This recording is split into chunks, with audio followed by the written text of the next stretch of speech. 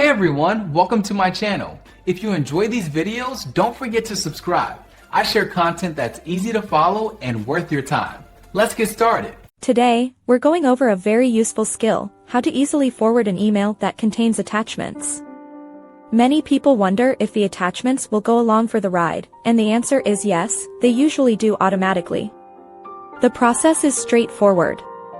Start by opening the specific email you wish to forward to another person. Take a moment to ensure it's the correct email. Once it's fully open and visible, locate the Forward button. This button is a key part of most email interfaces. It often looks like a right-pointing arrow icon, or it might be clearly labeled with the word Forward.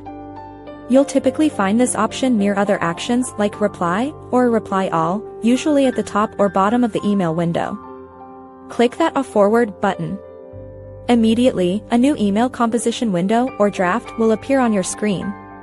What's great is that this new draft automatically populates itself. The entire original message content will be pre-filled. Crucially, all the attachments from the original email will also be automatically copied and included in this new forwarding draft. You do not need to manually reattach anything. Next, move your cursor to the To field. Here, simply type in the email address of the recipient you want to send this email and its attachments to.